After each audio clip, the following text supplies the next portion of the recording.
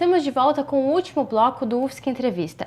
Agora nós vamos conversar com o professor Gilvan Miller de Oliveira. Ele é doutor em Linguística pela Universidade Estadual de Campinas, isso? Tudo bom, Gilvan? Tudo bem, como vai? Professor, o que tem sido feito no sentido de valorizar e promover a diversidade linguística nas escolas? Bom, dessas categorias de línguas que a Ana Paula apresentou, indígenas, de imigração, de sinais, línguas crioulas, línguas afro-brasileiras, as iniciativas nas escolas são muito diferenciadas. Algumas dessas categorias de línguas têm direitos linguísticos educacionais e outras ainda não têm. Então, num país como o Brasil, as línguas indígenas podem ter escolas bilíngues e, de fato, desde 1992, o MEC cuida de uma rede de escolas bilíngues indígenas em todos os estados brasileiros, praticamente.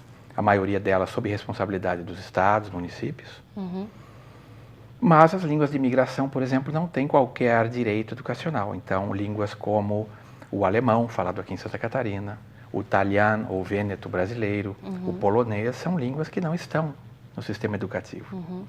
Já Libras, por exemplo, língua brasileira de sinais, também tem uma série de direitos educacionais, de modo que a grande luta é fazer com que as escolas possam ser bilíngues para todas as comunidades linguísticas brasileiras. E esse é um processo de luta, um processo de ampliação do direito linguístico que está em curso. Né? Para quê? Para que todas as comunidades linguísticas brasileiras possam ter escolas bilíngues, para que as crianças brasileiras que falam outras línguas possam se alfabetizar nessas outras línguas e também, em seguida, aprender o português. Também é um direito do cidadão aprender a língua oficial federal, mas, é claro, sem perder o direito de ter uma escola na sua língua, de ser alfabetizado na sua língua, de produzir e ter conhecimentos na sua língua. É isso, em última análise, que é disso que trata o trabalho do IPOL, assessorar as comunidades linguísticas para que toda a cidadania possa se reconhecer no Brasil, inclusive muitos brasileiros que falam outras línguas. O que é a política da coofilização de línguas no âmbito municipal? É isso que o senhor falou, das duas línguas em um município? O Brasil tem mais de 5.800 municípios.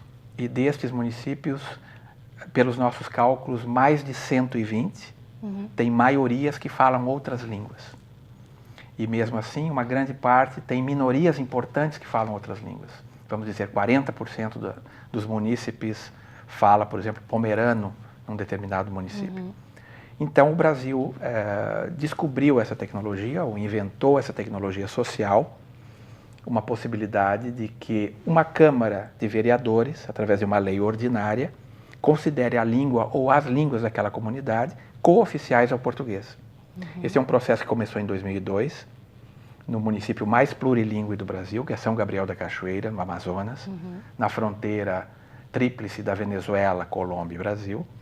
Neste município, maior que Santa Catarina, são faladas 25 línguas diferentes, de 4 famílias diferentes, e lá foram oficializados o tucano, o iengatu e o baniwa.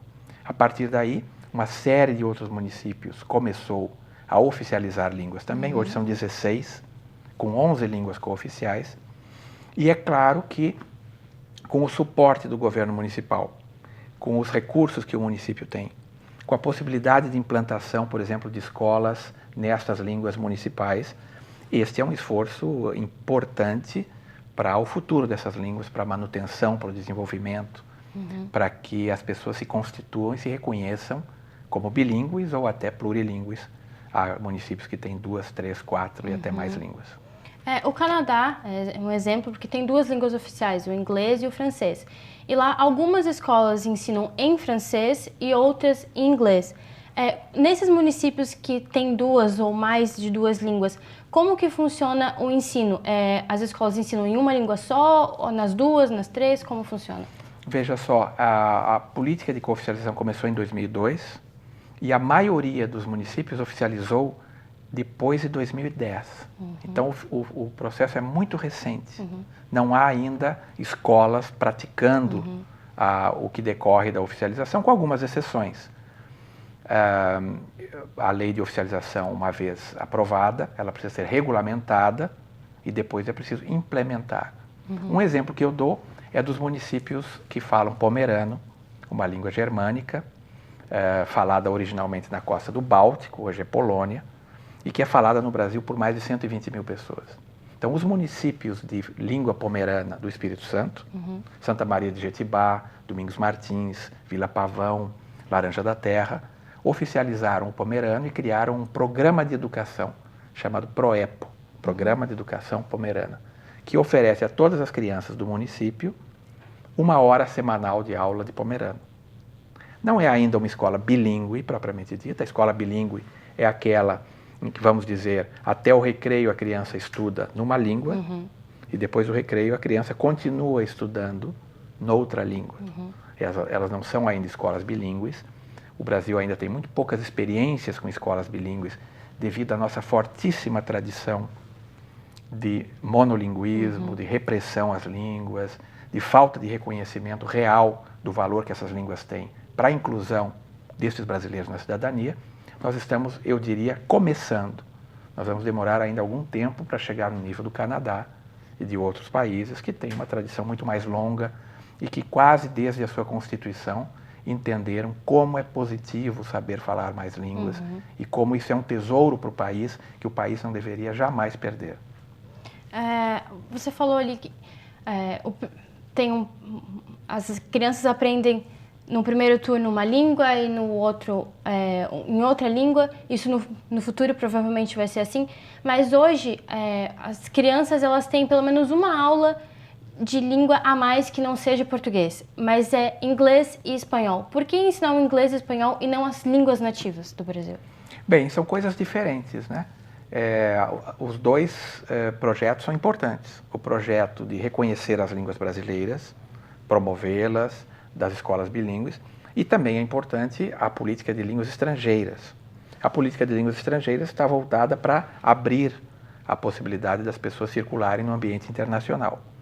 O espanhol, muito propriamente, a partir da lei que o presidente Lula assinou em 2005, que tornou-se obrigatório em termos de oferta das escolas secundárias, visa integrar melhor o Brasil na comunidade sul-americana, no Mercosul, né, fazer com que nós possamos nos relacionar melhor com os nossos vizinhos. O inglês, como grande língua internacional, como língua em que se produz boa parte da ciência, por causa da hegemonia dos países anglo-saxões, primeiro a Inglaterra e depois os Estados Unidos, se justifica também como língua estrangeira. Então são duas políticas, ambas de ampliação do horizonte linguístico do cidadão. Em primeiro lugar, a garantia que as línguas indígenas, de imigração, de sinais, etc., possam estar representadas nas escolas. Em segundo lugar, a política de línguas estrangeiras, num mundo que se globaliza cada vez mais brasileiros vão viver no exterior, cada vez mais estrangeiros vêm viver no Brasil, de novo, como os haitianos, como bolivianos, como europeus de várias nacionalidades, como africanos de vários países. Então nós estamos num mundo em que constantemente as línguas estão se territorializando de maneira diferente, mudando de país. O português hoje é falado em muitos países que não têm o português como língua oficial, como é o caso do Japão, onde nós temos mais de 300 mil brasileiros, simplesmente por causa das diásporas, das migrações. Então, a escola, evidentemente, tem que refletir esse momento de globalização e esse movimento que é o contrário do que nós tínhamos até a época de Getúlio Vargas, quando o Estado objetivava transformar todo cidadão num monolíngue em português, cortar a possibilidade do cidadão saber outra língua, evitar que o cidadão pudesse ver outra imprensa, ler outra literatura, ter acesso a outro conhecimento e fechá-lo no espaço do Estado Nacional.